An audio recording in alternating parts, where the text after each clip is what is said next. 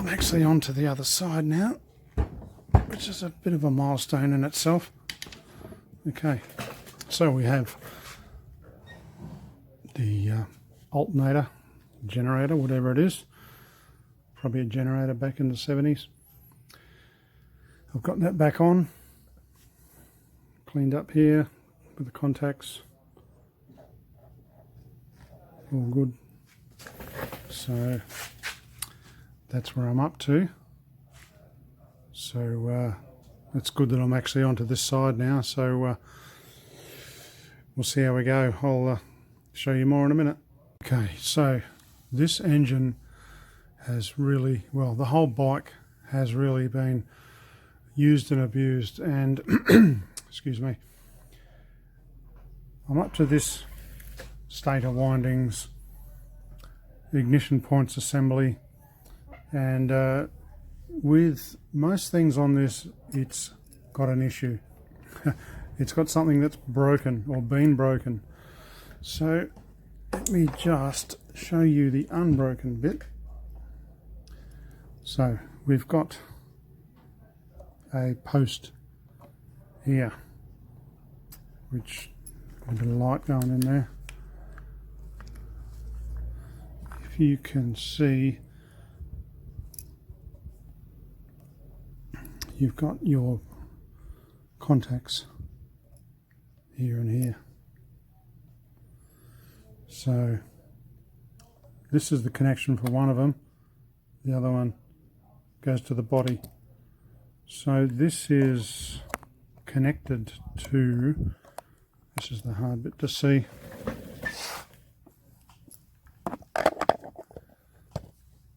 yeah, here we go. This in here is like a insulation phenolic plate, and this post is attached to it. And to demonstrate, here's the other side.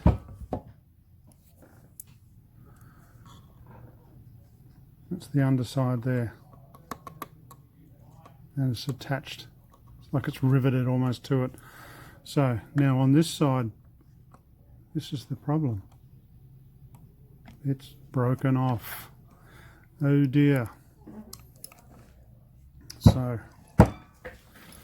now here we are on the top, and hopefully you can't hear the people next door getting rowdy. You'll see there, here's the little recess that is supposed to go in there. So I'm going to have to do a bit of fixing. I'm thinking maybe a bit of araldite, or what's the international term is, well, it's not coming to me right now, but it will. Yeah, so it's a two-part epoxy, that's the word, epoxy. So we'll see if we can get that fixed. It's a bit of a bummer, and I don't know if you can even buy this plate in here. You probably have to buy the whole assembly. So see what we can do with that. And unfortunately it'll take quite a while to set and go hard. So although there won't be any strain on it, so in a couple of hours I should be able to fit this up and get it on there. 3 screws mount this, through screws, these are in there, nice long ones, and there you go, around the outside. Bit of a song there. Right, so you can see my tools are ranging from big to small, and here's another opportunity I've got to do some replacement. You can see this is chewed, and they're all not much better. All been well and truly chewed at. So I took the liberty of ordering some nice new ones. So I'll put those on, glue that up, and we'll be in business with that. Well, nothing is without its dramas. So you see the length difference in those. That's the first one I've taken out. So it goes in there. Problem is, you wind it down, contacts on that spring. So looks like we're modifying the screws too. All right, back soon.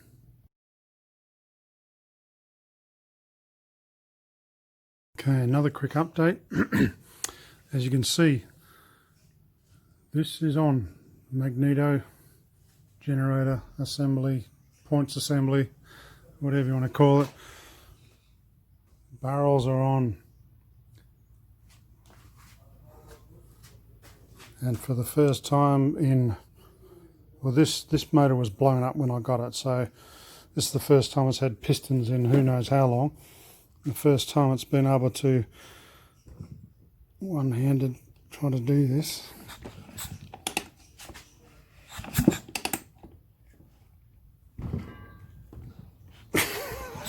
Okay, things are tight. Okay, now I just wanted to do a quick demonstration. Here's the head gaskets from the same kit that that side cover gasket came from, and you'll see it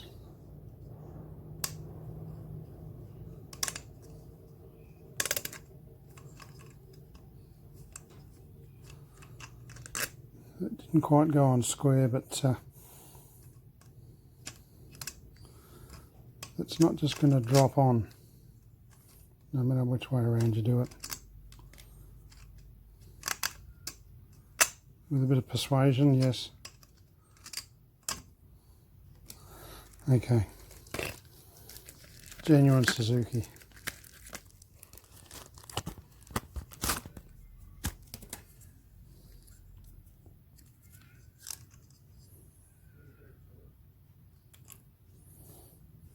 Rest my case. Okay. I'm really chuffed about this. Okay, more to come. Okay, I didn't get a chance to film this, but you can see the engine's complete now, and you'll see a bit more of that in a minute, and also a couple of pics here showing the condition of the carburetors prior to vapor blasting. You'll see more of that as well. Quick update. I'll be doing the static timing this sometime this morning. This is, as you would have guessed, several days after the last update. We've got our carbies nice and clean. That was just a horror story down in there. They'd left fuel in there and it was just thick. The float was actually stuck to the bottom. It was just like glue.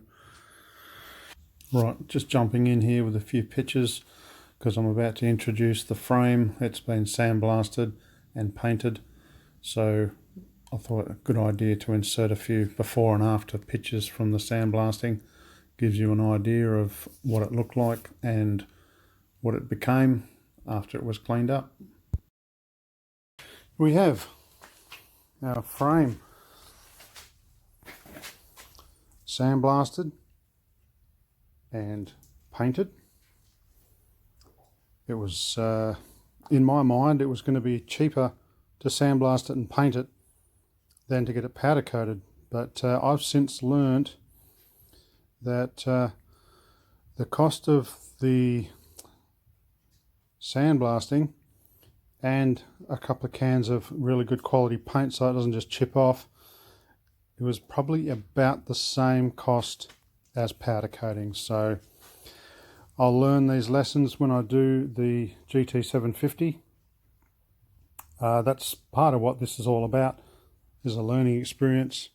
do a small one first, learn a few lessons, find out a few resources where to send things like those and this. Anyway, I've got some more bits and pieces hanging up there. The swing arm there, engine brackets and things down there. I have got a box of parts and a whole pile of stuff that's labelled, so I know exactly where it goes. Big job now is to, like bolts, clean up bolts. Things like those there, they're just going to look crap if I put them on as they are. So I've got new parts that can go straight on.